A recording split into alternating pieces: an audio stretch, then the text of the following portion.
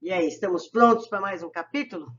Estamos estudando Libertação, da série de André Luiz, que nos fala sobre a vida no mundo espiritual, que comportamentos devemos ter, que oportunidades vamos aproveitar para crescer. Hoje, o capítulo 9, Perseguidores Invisíveis. No dia imediato, pela manhã, em companhia de entidades ignorantes e transviadas, dirigimos-nos para a confortável residência, onde espetáculo inesperado nos surpreenderia. O edifício, de enormes dimensões, denunciava a condição aristocrática dos moradores, não só pela grandeza das linhas, mas também pelos admiráveis jardins que o rodeavam. Paramos juntos à ala esquerda, notando-a ocupada por muitas personalidades espirituais de aspecto deprimente. Rostos patibulares, caratonhas sinistras. Indiscutivelmente, aquela construção residencial permanecia vigiada por carcereiros frios e impassíveis, a julgar pelas sombras que os cercavam. Transpus o limiar de alma opressa. O ar jazia saturado de elementos intoxicantes. Dissimulei a custo mal-estar, recolhendo impressões aflitivas e dolorosas. Eles estão numa cidade do Brasil, eles não estão lá embaixo mais. E olhe só que condições o André está esperando, está encontrando. Entidades inferiores, em grande cópia, afluíam à sala de entrada, sondando-nos as intenções.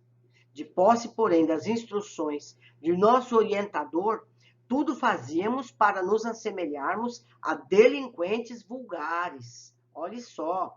Reparei que o próprio Gúbio se fizera tão escuro, tão opaco, na organização perispirítica, que de modo algum se faria reconhecível, à exceção de nós, que o seguíamos atentos desde a primeira hora. Então, meus amigos, vou fazer um parêntese aqui. Então, quando aquele médium vidente vê uma entidade nessas condições, já julga ser um espírito ignorante? Nem sempre. Ele pode estar disfarçado. Então, todo cuidado é pouco. Nós não sabemos nada, nós não temos condições. Segundo André diz, se um outro espírito qualquer o visse, também acharia que ele é um espírito ignorante. O André sabia, o Eloy sabia, porque eles estavam juntos desde o começo. Olhe só. Instado por Sérgio, um gaiato rapaz que nos introduziu com maneiras menos dignas, Saldanha, o diretor da falange operante, veio receber-nos. Pôs-se a fazer gestos hostis, mas ante a senha com que Gregório nos favorecera, admitiu-nos na condição de companheiros importantes. O chefe deliberou apertar o cerco? Perguntou ao nosso instrutor confidencialmente. Sim, informou Gúbio, de modo vago. Desejaríamos examinar as condições gerais do assunto e auscultar a doente. A jovem senhora vai cedendo, devagarinho, esclareceu a singular personagem, indicando-nos vasto corredor atulhado de substâncias fluídicas detestáveis. Acompanhou-nos um tanto solícito, mas desconfiado, e em seguida, a breve pausa, deixou-nos livres à entrada de grande câmara do casal. A manhã resplandecia lá fora, o sol visitava o quarto através da vidraça cristalina. Mulher ainda moça, mostrando extrema palidez nas linhas nobres do semblante digno, entregava-se à tormentosa medicação. Compreendi que atingíramos a intimidade de Margarida, a obsediada que o nosso orientador se propunha a socorrer. Dois desencarnados de horrível aspecto fisionômico inclinavam-se confiantes e dominadores sobre o busto da enferma, submetendo-a à complicada operação magnética. Essa particularidade do quadro ambiente dava para espantar.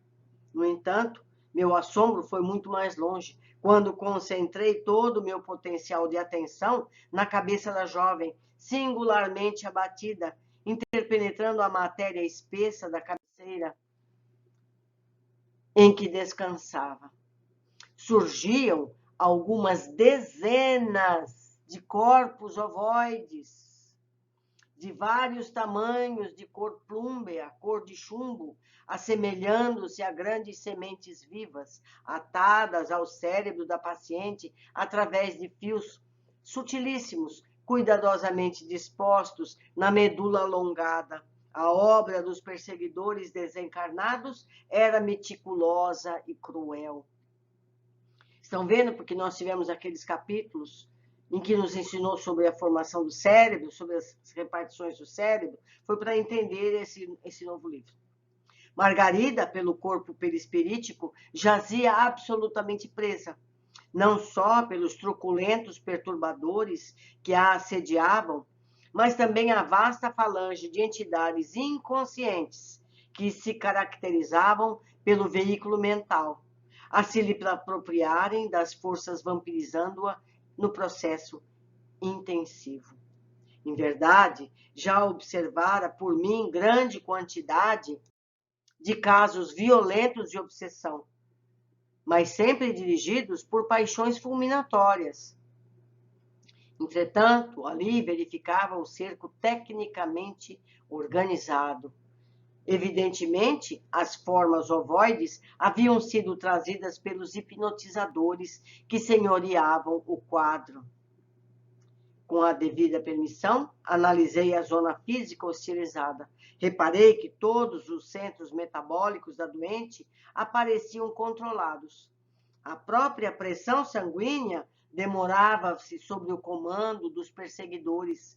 A região torácica apresentava apreciáveis feridas na pele e, examinando-as cuidadoso, vi que a enferma inalava substâncias escuras que não somente lhe pesavam nos pulmões, mas se refletiam sobremodo nas células e fibras conjuntivas, formando ulcerações na epiderme.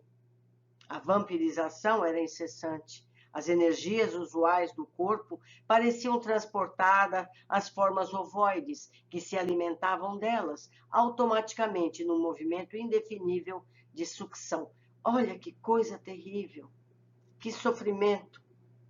Lastimei a impossibilidade de consulta imediata ao instrutor, porquanto Gúbio, naturalmente, se estivesse livre, nos forneceria esclarecimentos amplos, mas concluí que a infortunada senhora deveria ter sido colhida através do sistema nervoso central, de vez que os propósitos sinistros dos perseguidores se faziam patentes quanto à vagarosa destruição das fibras de células nervosas. Eles não queriam matá-la, eles queriam enlouquecê-la para continuar se alimentando das energias emocionais, psíquicas dela. Margarida demonstrava-se exausta e amargurada. Dominadas as vias do equilíbrio do cerebelo e envolvidas os nervos ópticos pela influência dos hipnotizadores, seus olhos espantados davam ideia dos fenômenos alucinatórios que lhe acometiam a mente, deixando perceber o baixo teor das vibrações e audições interiores que se via submetida. Interrompi, no entanto, as observações acuradas, a fim de verificar a atitude psicológica do nosso orientador, que se arriscava à aventura para socorrer aquela senhora, doente, a quem amava por filha, muito querida do coração. Precisa ter sangue frio, né, gente? A minha filha está ali sofrendo isso e eu tenho que disfarçar para conseguir salvá-la. Parece os filmes de corre-corre da televisão. Esforçava-se Gúbio por não trair a imensa piedade que o assenhoreava diante da enferma conduzida para a morte. Eles querem a morte. Dentro da minha condição de humanidade, reconheci que, se a doente me fosse assim tão cara, não teria vacilado um momento. Movimentaria passes de libertação ao longo do bulbo, retirar-lhe-ia aquela carga pesada e inútil de mentes enfermiças e em seguida lutaria contra os perseguidores um a um. Mas o Gúbio sabe o que faz. Se ele não está fazendo assim, é porque não é possível fazer assim. Nosso instrutor, porém, assim não procedeu. Fixou a paisagem aflitiva com inequívoca tristeza, mas logo após demorou o olhar bondoso em Saldanha, como a pedir-lhe impressões mais profundas. Secretamente tocado pelo impulso positivo de nosso dirigente, o chefe da tortura se sentiu na obrigação de prestar-lhe informações espontâneas. Estamos em serviço mais ativo há 10 dias, precisamente, elucidou resoluto. A presa foi colhida em cheio. Infelizmente, não contamos com qualquer resistência. Se vieram colaborar conosco, saibam que, segundo acredito, não temos maior trabalho a fazer. Mais alguns dias e a solução não se fará esperar. A meu ver, Gúbio conhecia todas as particularidades do assunto, mas o propósito evidente de captar simpatia interrogou. E o marido? Ora, esclareceu Saldanha com escárnio sorriso, o infeliz não tem a menor noção de vida moral. Não é mau homem. Todavia, no casamento, foi apenas transferido de gozador da vida a homem sério. A paternidade constituiria um trambolho, e filhinhos, se o recebesse, não passariam para ele de curiosos brinquedos. Hoje conduzirá a esposa à igreja. E, reforçando a inflexão sarcástica, acentuou: vão à missa, na esperança de melhoras. Mal acabara a informação, tristonho e simpático cavalheiro, em cuja expressão carinhosa identifiquei de pronto o esposo da vítima. Entrou no aposento com ela, permutando palavras amorosas e confortantes. Amparou-a, prestimoso, ajudou-a a vestir-se com esmero. Decorridos alguns minutos, notei, apalermado, que os cônjuges, acompanhados de extensa súcia de perseguidores, tomavam um táxi na direção de um templo católico. Seguimos-nos sem detença. O veículo, ao meu ver, transformara-se como que num carro de festa carnavalesca. Entidades diversas aboletavam-se dentro e em torno dele, desde os paralamas até o teto luzente. Minha curiosidade era enorme.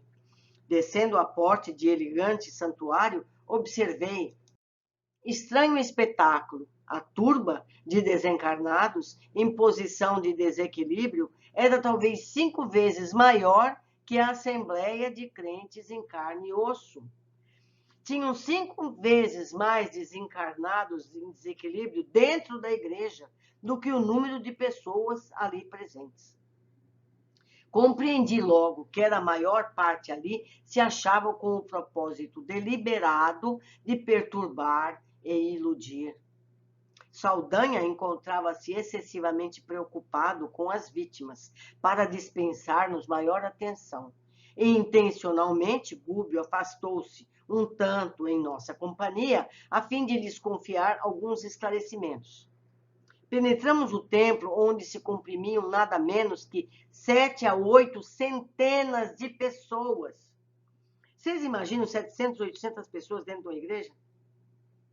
A algazarra dos desencarnados, ignorantes e perturbadores, era de ensurdecer. A atmosfera pesava. A respiração fizera-se mais difícil pela condensação dos fluidos semicarnais, ali reinantes. Todavia, ao fixar os altares, confortante surpresa aliviou-me o coração. Dos adornos e objetos de culto emanavam doce luz, que se espraiava pelos cimos da nave visitada de sol. Fazia-se perceptível a nítida linha divisória entre as energias da parte inferior do recinto e as do plano superior. Olha que alívio para nós sabermos disso. Então, o altar, as peças de culto estavam todas protegidas dessa turba ignorante. Dividiam-se os fluidos à maneira de água cristalina e azeite impuro num grande recipiente. Contemplando a formosa claridade dos nichos, perguntei ao nosso instrutor: o que vemos?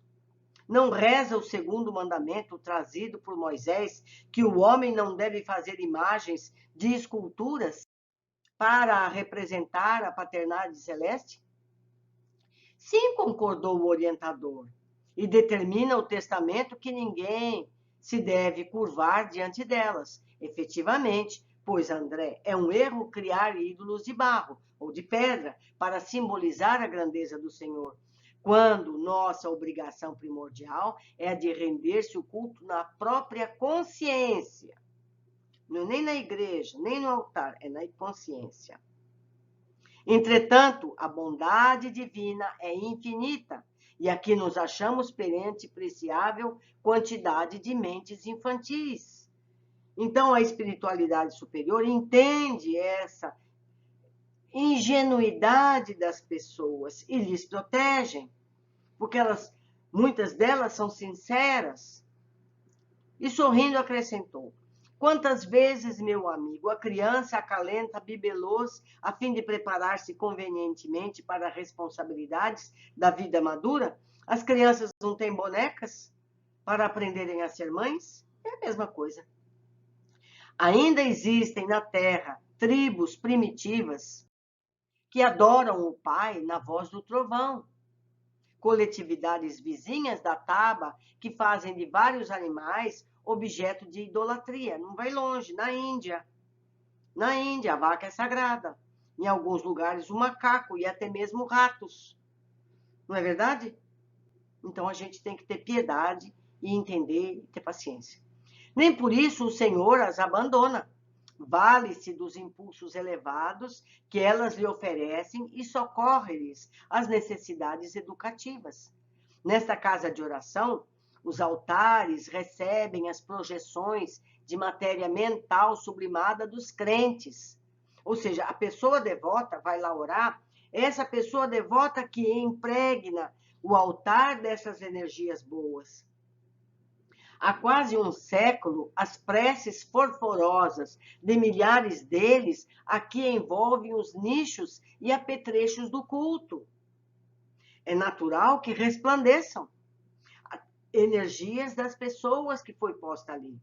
Através de semelhante material, os mensageiros celestes distribuem dádivas espirituais a todos quantos sintonizem com o plano superior. A luz que oferecemos ao céu serve sempre de base às manifestações do céu para a terra.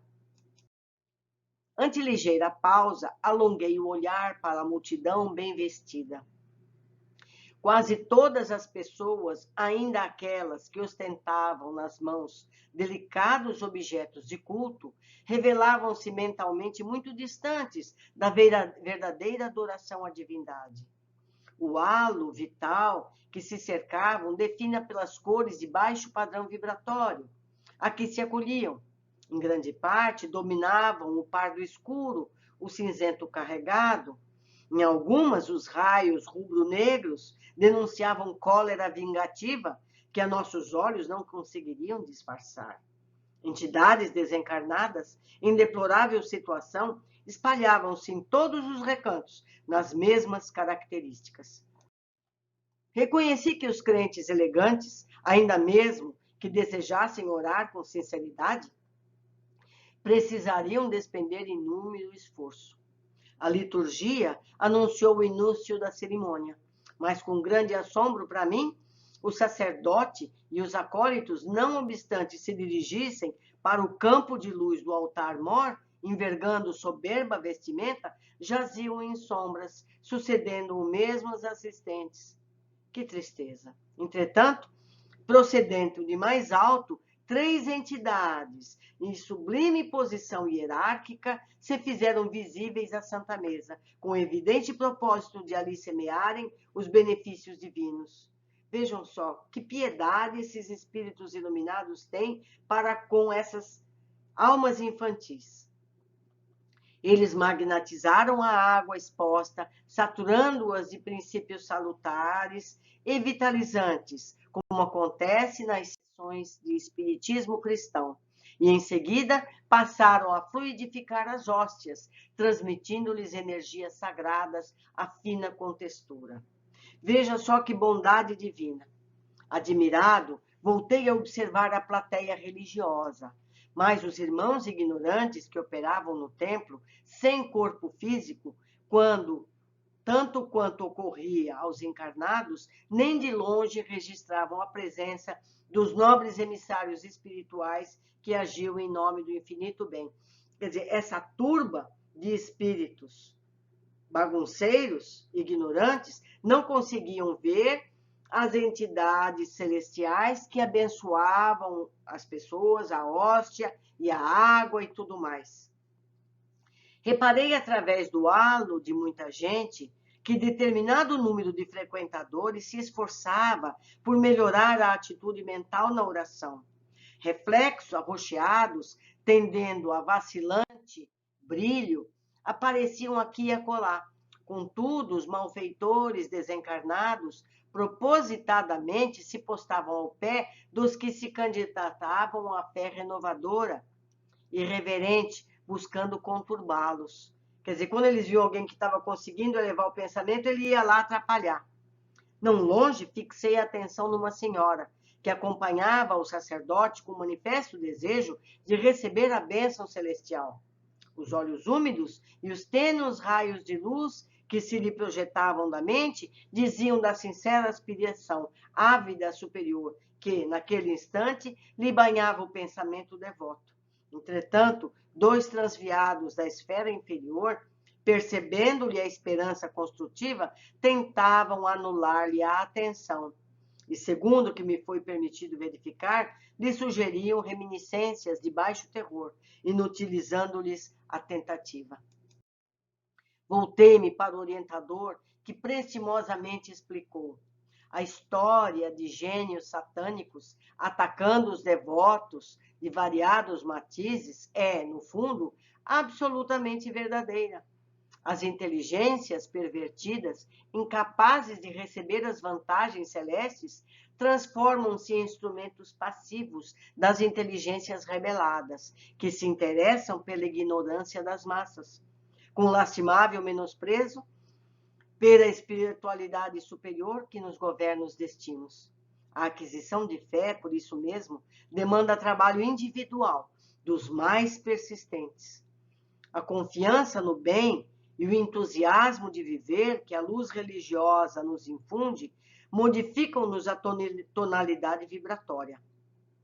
Lucramos infinitamente com a imersão das forças interiores no sublimado idealismo da crença santificante a que nos afeiçoamos. Todavia, o serviço real que nos cabe não se resume só a palavras. A profissão de fé não é tudo. A experiência da alma no corpo denso destina-se de maneira fundamental ao aprimoramento do indivíduo. É nos átrios da marcha que o ser se desenvolve, se apura e ilumina. Não obstante, a tendência dos crentes, em geral, é a de fugir aos conflitos da senda. As pessoas não querem problemas. Pessoas existem que, depois de servirem ao ideal religioso durante 2 anos, pretendem o repouso de 20 séculos. Em todas as casas de fé, os mensageiros do Senhor distribuíam favores e bênçãos compatíveis com as necessidades de cada um. Entretanto, é imprescindível que se prepare o coração nas linhas do mérito, a fim de recolhê-los. Entre emissão e recepção prevalece o imperativo da sintonia. Se você não se sintoniza no bem, você não consegue colher. Sem esforço preparatório, é impossível ambientar o benefício.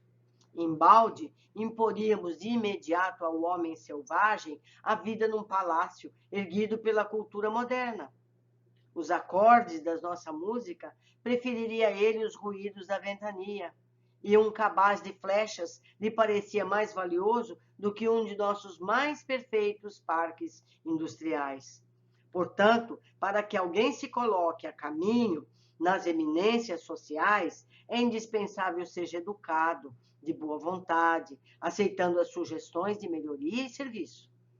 Cúbio espraiou o olhar através da multidão que presenciava a cerimônia, aparentemente contrita, e acentuou: em verdade, a missa é um ato religioso tão venerável quanto qualquer outro, em que os corações procuram identificar-se com a proteção de vida.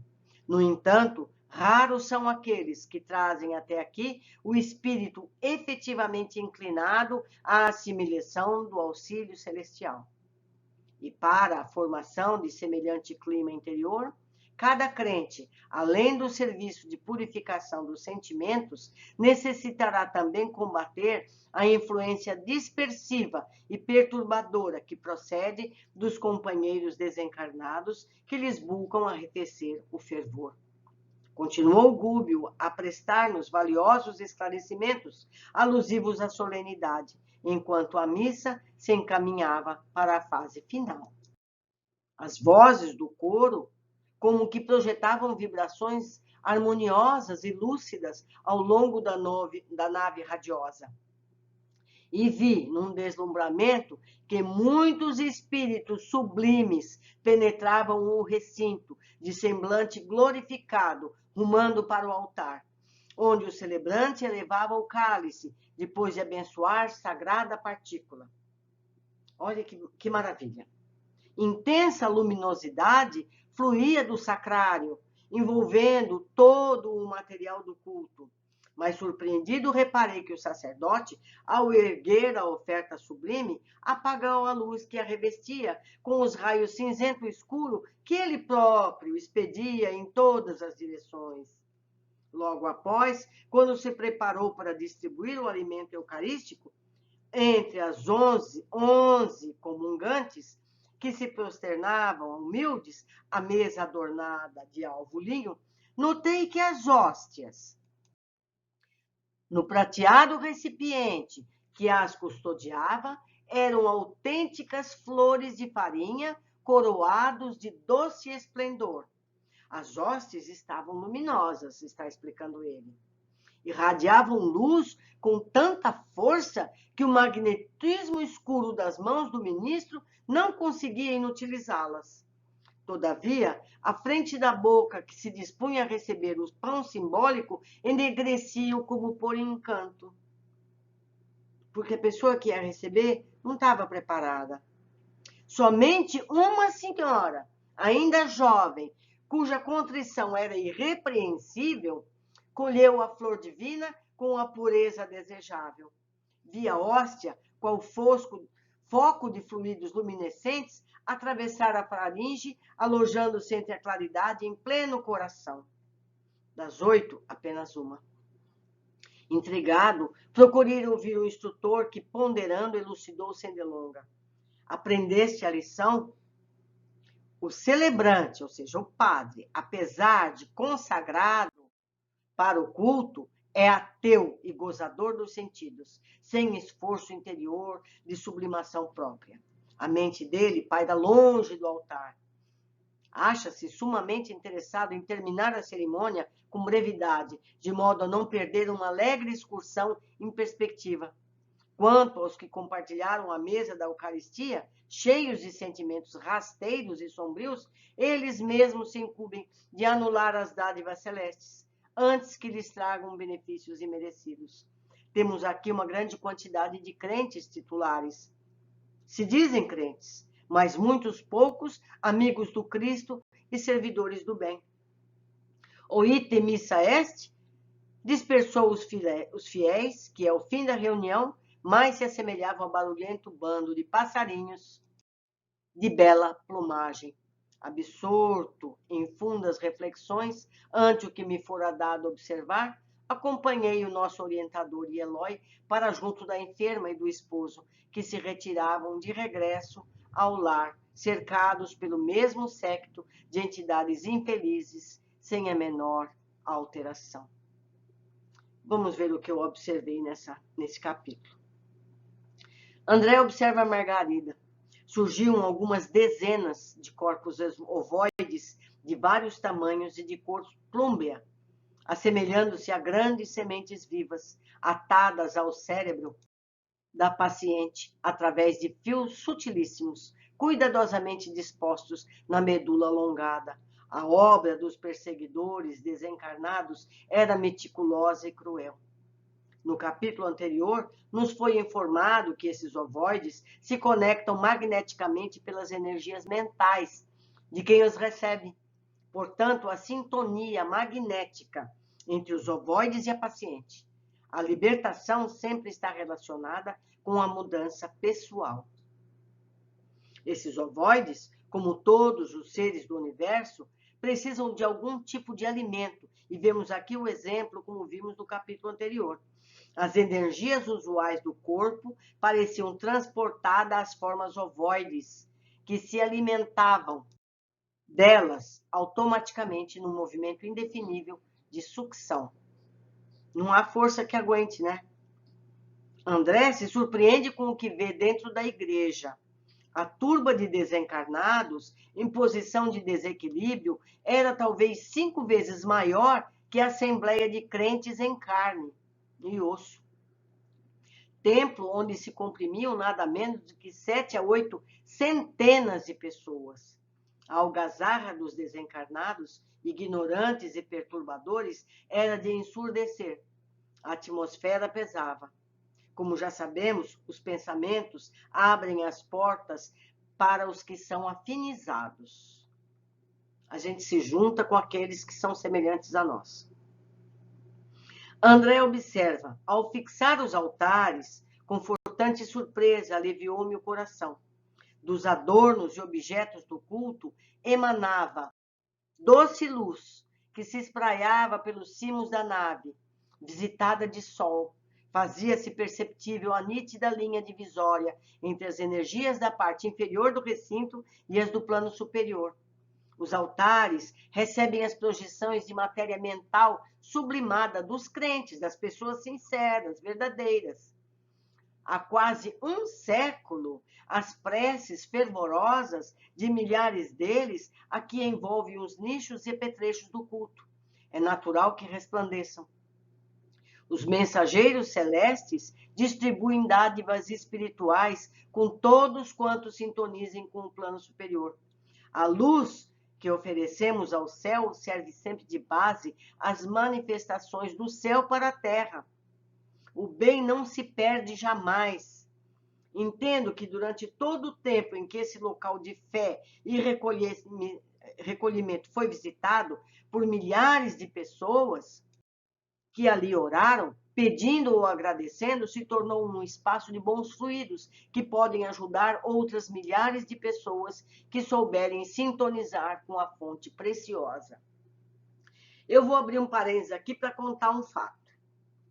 Há muitos anos atrás, eu estava com a televisão ligada e estava aparecendo o dia de Nossa Senhora no Brasil. Existe um templo no Brasil imenso, em Aparecida do Norte. Existe uma cidade em volta desse templo magnífico, imenso, que só faz crescer, onde milhares de pessoas se reúnem no mesmo dia. Então, as pessoas vão ali para agradecer graças que receberam ou para pedir graças. Então, eu vi uma fila de pessoas entrando na nave, passando por trás da mesa de celebração, passando as mãos nas fitas que tinha da Nossa Senhora, que é protetora do Brasil, passava a mão nas fitas e iam embora em fila. Aí veio o repórter da televisão e perguntou: o que a senhora veio fazer aqui? Então a pessoa dizia: eu vim agradecer, meu marido estava doente, eu fiz uma promessa, vim aqui pedir, meu marido se curou, eu venho agradecer. Então ela ia lá e passava a mão na fita. Outra entrevistada: eu venho para pedir, porque meu filho tem uma doença. Ela ia passar ali e passar a mão na fita. Aí eu percebi claramente o que se passava ali. Então aquela que veio agradecer depositava ali toda aquela energia de gratidão nas fitas. Aquela energia era plasmada nas fitas da santa. O outro que vinha pedir, recolhia aquilo e levava para casa. Então, é o que o André descreve nessa igreja. Quando a pessoa vai lá, sincera, talvez até fora da hora do culto, vai ali sozinha, com a igreja vazia, vai ali fazer a oração dela, fazer um pedido, fazer um agradecimento, ela enche aquele local de energia positiva. Ela está ali sincera, verdadeira, com fé. E o que vai ali pedir é a mesma coisa. Então, aquilo fica plasmado da energia benéfica. Mas na hora da confusão, entra todo mundo. E a gente é sujeito. Então, o que me faz pensar? Que é melhor você fazer as suas orações no seu templo doméstico, no seu altar doméstico, com a sua sinceridade, com o seu merecimento, com a sua verdade.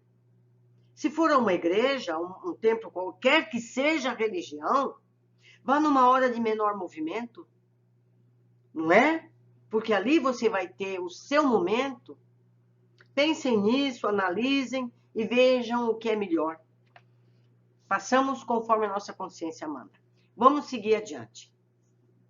André segue descrevendo a liturgia e nos fala do sacerdote também estar entre os menos elevados, mas nos diz: procedendo do mais alto, 3 entidades de sublime posição hierárquica, ou seja, espíritos de luz, se fizeram visíveis entre eles, ao André, a Santa Mesa, com o evidente propósito de ali semearem os benefícios divinos. Foi pedido, foi entregue. Magnetizaram as águas bentas, que estavam expostas, saturando-as de princípios salutares e vitalizantes, como acontece nas sessões de espiritismo cristão, e em seguida passaram a fluidificar as hóstias, transmitindo-lhes energias sagradas de fina contextura.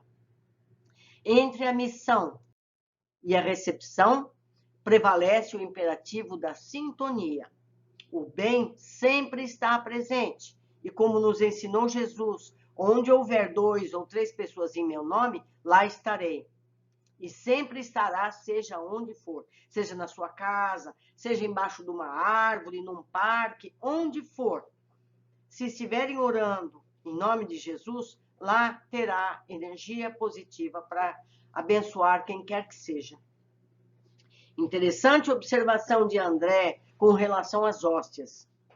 Brilhantes se escureciam ao aproximarem do sacerdote, mas voltavam a brilhar quando seriam oferecidas aos que buscaram. Mais uma vez escureciam quando quem a recebia não sintonizava no bem que a hóstia estava imantada. Somente uma senhora, ainda jovem, cuja contrição era irrepreensível, recolheu a flor divina com a pureza desejável. Via hóstia qual foco de fluidos luminescentes atravessarem a faringe, alojando-se na claridade em pleno coração. É a ciência física do mundo espiritual, onde os semelhantes se atraem. Nós aprendemos muita coisa nesse capítulo, não é verdade? Nós aprendemos coisas para o nosso dia a dia. Onde orar, como orar. Todo e qualquer templo é sagrado. Qualquer lugar do mundo pode se transformar num templo de oração. O que importa é a nossa disposição na oração. É a nossa forma de orar, nossa fé verdadeira, nossa sinceridade. Agora, se na hora de oração você lembrar de alguém que você odeia, esquece, perdeu tudo. Não é? Ficamos aqui, meus amigos, com mais esse capítulo. Eu espero vocês que se encontrem comigo por os vários canais disponíveis para que a gente possa trocar ideias. Espero todos no próximo capítulo. Um grande abraço.